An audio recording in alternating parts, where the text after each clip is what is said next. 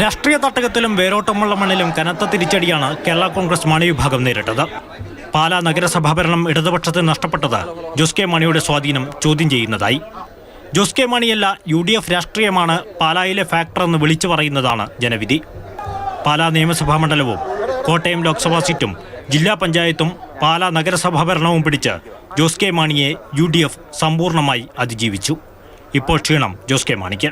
പല സ്ഥലങ്ങളിലും ചുരുങ്ങിയ വോട്ടുകൾക്കാണ് ഞങ്ങൾ കൂടുതൽ പ്രതീക്ഷിച്ചിരുന്നു. പക്ഷേ ആ പ്രതീക്ഷയ്ക്കൊപ്പം നമുക്ക് വിജയിക്കാൻ കഴിഞ്ഞില്ല എന്ന വസ്തുതയാണ്. UDFനൊപ്പം അടിയുറച്ചു നിന്ന കേരള കോൺഗ്രസ് ജോസഫ് വിഭാഗത്തിന്റെ വിജയം കൂടിയായി ജനവിധി. ഇരു പാർട്ടികളുടെയും അടിത്തറയായ ക്രിസ്ത്യൻ വോട്ടുകൾ സഞ്ചരിച്ചത് PJ ജോസഫ് ഉദ്ദേശിച്ച ദിശയിലായിരുന്നു.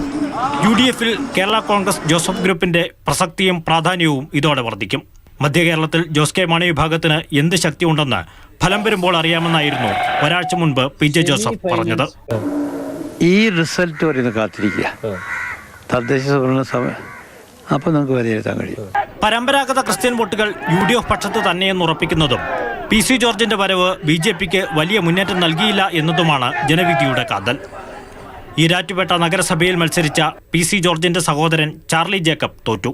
ഷോൺ ജോർജ് ജയിച്ചിരുന്ന ജില്ലാ പഞ്ചായത്ത് ഡിവിഷനും BJPക്ക് നഷ്ടപ്പെട്ടു.